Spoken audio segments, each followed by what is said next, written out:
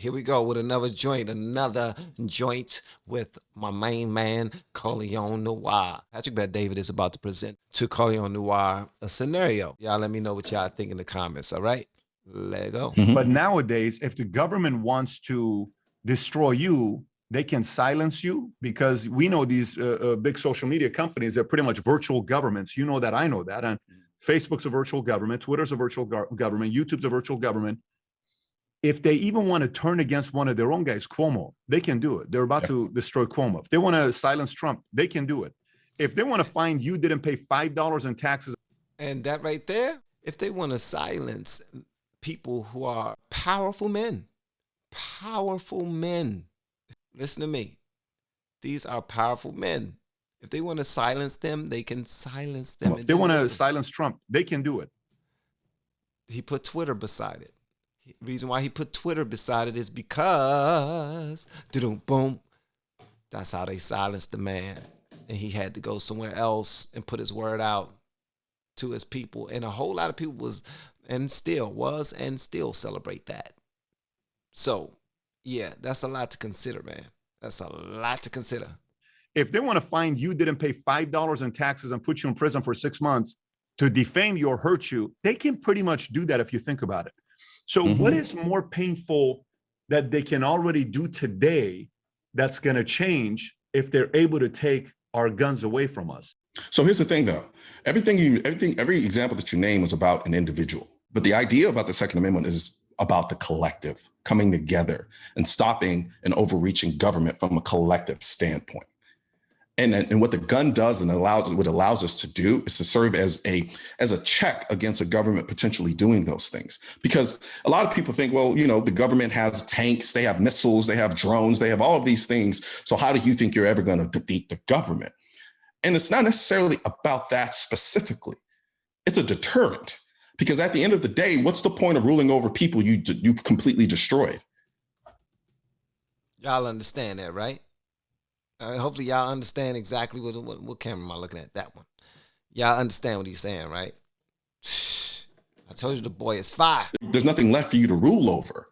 So from that perspective, they understand that, like, look, we can only go so far in doing certain things, whether it be, like I said, pointing out some of the things that are taking place in places like China. From that perspective, if they try to do that from a wholesale collective standpoint, what you're going to get groups of people coming together to fight back against that. Now, if I'm on my own, I can't one-man army it to death. I can't. I'm going to lose that battle every single time. But as the Second Amendment stated, being necessary for the security of a free state, the right of the people to keep and bear arms shall not be infringed. And people like to say, well, it's based around a militia. Yeah, the militia is consistent of each individual coming together to fight against a potential tyrannical government. I'm glad he just now answered that. I was just now having the same conversation earlier today, and I tried to explain that. I did not do it any justice. I'm going to say that. I did a horrible job trying to explain it. Like, imagine getting this new information and you can't wait for somebody to say something the opposite of the new information you learned so that you can, oh, well, if you got that to say, well, then guess what? Yeah, I mean, I did okay in the conversation. It's just, and not that I was communicating for the sake of winning a debate. I'm just saying, I tried to explain this earlier today, and I kind of sort of got the message across. But this gentleman right here, he really breaks it down, and I like that, man. He just was saying that my hat says I will not comply because I am ready and I'm licensed and I know my rights. And his shirt says, I am the militia.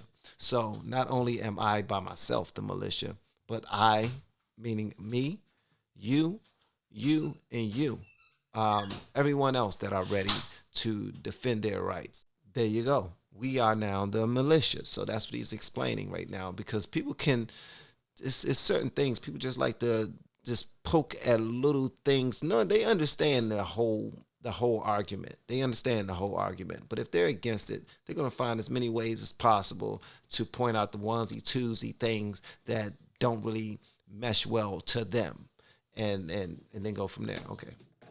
And so, yes, individually, they can do a lot of things to me. But when that tyranny starts to become widespread and starts affecting enough people, having the means and the ability with our firearms to stand up to the government changes the whole dynamic instantly. Yeah, but I don't think they're going to have that fight with you. And the reason why I don't think they're going to have that fight with you is because they don't have to have that fight to beat you and beat a party. I mean, look, my man Patrick Bet David is just, man, that dude is just telling them, look, man, y'all, yes, what you're doing is noble. What you're doing, yes, it sounds great. But we're talking about federal government who has the biggest gang in the world, son. The biggest gang in the world. If they want to beat you, they can beat you. He's saying, no, if we the people stand together, that's not so. But this is one of them arguments that I hope never come to a head. Come on, y'all. I hope it never come to a head. I'm going to make up a gospel song for that. In one day or one week, how many millions of users on Twitter or millions of followers disappeared out of nowhere and they were silenced? They could do that in a heartbeat. You know, in one day, how many people on YouTube could be videos being deleted because you have an opposing argument? They can do that. That's not an individual. That's a group, right? Mm-hmm. How many people in the state of California have to bow down to what Newsom says, or state of New York have to bow down to what Cuomo or de Blasio say on the handling of COVID? You have to do it. That's not an individual. That's a majority. Mm-hmm. So I guess the part where I'm going right now is I think Republicans and the conservatives are fighting a battle with a weapon that is 40 years old, and they have to figure out to defend other weapons today, not necessarily the guns. Because I don't know if I'm making sense. You're making perfect sense, actually. Yeah. Now, I kind of agree, and I kind of don't. I think what you're saying is excellent, and to be honest with you, that's why I'm always pointing out the fact that the fight with the Second Amendment it's a culture war. It's about the culture. And so what that does is that seeks to broaden what we're talking about here, because the gun at this point then becomes symbolic. And as far as being able to protect the freedoms that we currently do have in this country. And so I do agree with you. There are other things that they can do that a gun is not going to necessarily solve in the immediate aspect of things. They could silence me. I got suspended on Facebook for 24 hours, and I have no idea why. And then what's to stop them from just shutting me off completely? And now I've lost my voice and I've lost my platform. And that's happened to me a few times, brother. And I'm not even on there putting out a whole bunch of facts, things such as gun control and whatnot. Well, I probably said some idiotic things. Look, I'm still growing. Don't judge me. Don't judge me. But I think at the end of the day, there is a point where things go so far, the only thing you have left is to be able to defend your life. And it's simplistic and as that is, it's still very fundamental. Because at the end of the day, the most important thing that I have as a person is the ability to protect my life. This just so you know, I'm a guy that has multiple ARs, several handguns. I served.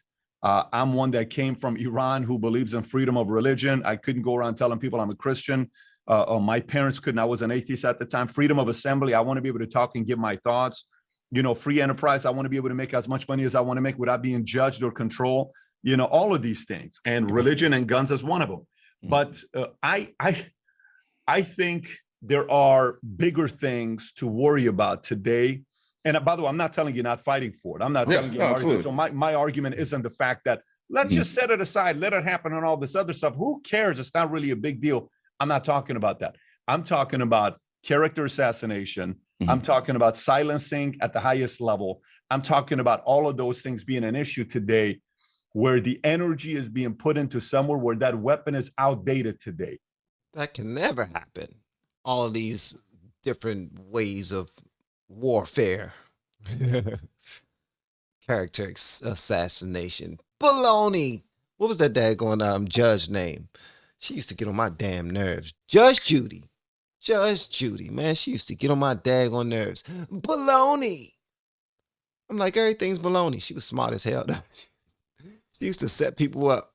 She knew exactly what she was doing. Anyway, This was a great conversation, man. Hopefully you enjoyed it. Please let me know whatever you want me to know in the comments below. And if you have yet to hit that subscribe button, please make sure you do so on your way out the door. Once again, guys, I'm Van, and now we are all the LFR family, and I look forward to seeing you on the next video. Hopefully inside the Patreon as well. You all have been amazing per usual, man. Love y'all.